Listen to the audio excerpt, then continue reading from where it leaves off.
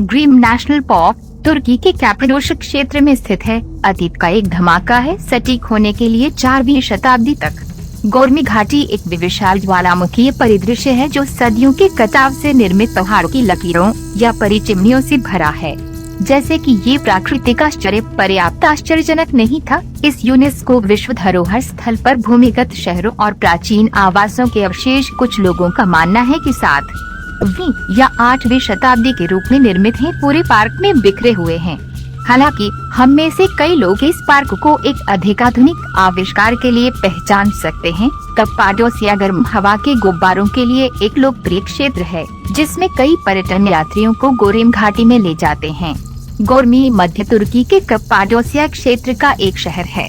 शहर के ठीक पूर्व में गोरेम ओपन एयर संग्रहालय है, जिसमें 10वीं से 12वीं शताब्दी के गुफा चर्च और भित्ति चित्र हैं। दक्षिण पश्चिम में उशीसर कैसल है, जो कि एक बड़ी चट्टान में उकेरी गई किलेबंदी है, जिसमें ऊपर से मनोरम दृश्य दिखाई देते हैं। उत्तर की ओर पाब घाटी का परिदृश्य कैप्पाडोसिया की परिचिमनियों, शंकु के आकार की चट्टान संरचनाओं के लिए जाना जाता है। कैप्पाडोसिया पूर्व मध्य अनातोलिया में प्राचीन जिला, जो वर्तमान तुर्की के केंद्र में ऋषभ पर्वत के उत्तर में उबड़-खाबड़ पठार पर स्थित है। पूरे इतिहास में इस क्षेत्र की सीमाएं अलग अलग रही हैं। कैप्पाडोसिया के परिदृश्य में नरम ज्वालामुखी चट्टान के नाट के विस्तार शामिल हैं, जो टावरों, शंकुओं, घाटियों और गुफाओं में कटाव से आकार लेते हैं। बीजान्टिन और इस्लामिक युग के रॉक कट चर्च और भूमिगत सुरंग परिसर पूरे ग्रामीण इलाकों में बिखरे हुए हैं। कैप्पाडोसिया तुर्की में पत्थर की संरचनाएं और गुफा शहर। कैप्पाडोसिया में पाए गए नवपाषाण मिट्टी के बर्तन और उपकरण इस क्षेत्र में प्रारंभिक मानव उपस्थिति को प्रमाणित करते हैं। कुलटेप के आधुनिक शहर में खुदाई ने कनेश के हित्ती असीरियन शहर के अवशेषों को उजागर किया है, जो कि 3वीं सहस्त्राब्दी ईसा पूर्व से है। कनेश में एक असीरियन व्यापारी कॉलोनी के अवशेषों से बरामद हजारों मिट्टी की गोलियां तुर्की में खोजे गए सबसे पुराने लिखित दस्तावेजों में से हैं। कैप्पाडोसिया के नाम की सबसे पहली उपस्थिति 6वीं शताब्दी ईसा पूर्व की है, जब कैप्पाडोसिया के सामंती बड़पन पर फारसी क्षत्रपों का प्रभुत्व था और जोरास्ट्रियन मंदिर पंथ व्यापक थे। इसके उबड़-खाबड़ इलाके और मामूली कृषि उत्पादन के कारण ये क्षेत्र पुरातनता में अविकसित रहा। केवल कुछ महत्वपूर्ण शहरों के साथ सिकंदर महान ने कैप्पाडोसिया को दरकिनार कर दिया, लेकिन अपने जनरल पेर्डिक्कस 322 ईसा पूर्व के तहत सेना भेजी।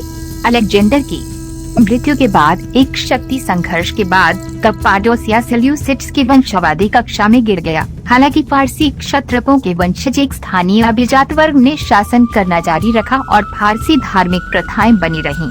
कैप्पाडोसिया ने मैग्नेशिया 190 ईसा पूर्व में रोमन जीत के बाद अपनी निष्ठा को रोम में स्थानांतरित कर दिया और पहली शताब्दी ईसा पूर्व के पोंटिक और अर्मेनियाई हमलों के बावजूद वफादार बने रहे। कैप्पाडोसिया को एक रोमन क्लाइंट राज्य के रूप में बनाए रखा गया था, जब तक कि सम्राट टिबेरियस ने इसे 17 सीई में वृषभ पर्वतों में रणनीतिक पासों पर अपनी कमान के लिए कब्जा नहीं कर लिया था। इस क्षेत्र का ईसाई धर्म के साथ प्रारंभिक संपर्क था। प्रेरितों के अधिनियमों की रिपोर्ट है कि पेंतेकोस्त अधिनियम 2:9 पर पवित्र आत्मा के वंश के दौरान कैप्पाडोसियन यहूदी यरूशलेम में मौजूद थे और पीटर के पहले पत्र में एशिया माइनर 1 पीटर 1 के सताए गए ईसाई समुदायों के बीच कैप्पाडोसिया का उल्लेख है। 4वीं शताब्दी में 3 कैप्पाडोसियन धर्मशास्त्रियों बेसिल द ग्रेट, निसा के नवेग्री और नाजियानचस के ग्रेगरी ने अपने लेखन में ईसाई विचारों में महत्वपूर्ण योगदान दिया, एलियनवाद का खंडन किया और ट्रिनिटी के सिद्धांत पर विस्तार किया। इस क्षेत्र का ईसाई धर्म के साथ प्रारंभिक संपर्क था। प्रेरितों के अधिनियमों की रिपोर्ट है कि पेंतेकोस्त अधिनियम 2:9 पर पवित्र आत्मा के वंश के दौरान कैप्पाडोसियन यहूदी यरूशलेम में मौजूद थे और पीटर के पहले पत्र में एशिया माइनर 1 पीटर 1 के सताए गए ईसाई समुदायों के बीच कैप्पाडोसिया का उल्लेख है।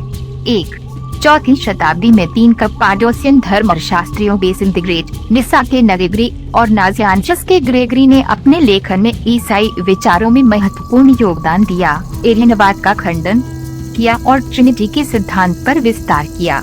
बीजान्टिन साम्राज्य के पूर्वी हिस्से में कप्पाडोसिया की स्थिति ने इसे हमले के लिए खुला छोड़ दिया। 5वीं शताब्दी में जनजातीय समूहों द्वारा किए गए आक्रमणों ने क्षेत्र में भारी किलेबंदी के निर्माण को प्रेरित किया। 611 में सासानियन सेना द्वारा आक्रमण ने कप्पाडोसियन राजधानी कैसरिया, आधुनिक कासेरी, को तबाह कर दिया।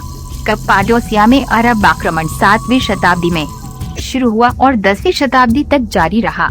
अस्थिरता की इन अवधियों के दौरान कप्पाडोसिया के मानव निर्मित गुफाओं और सुरंगों के बड़े परिसरों को रिफ्यूज के रूप में उपयोग के लिए मौजूदा संरचनाओं से बनाया या विस्तारित किया जा सकता है।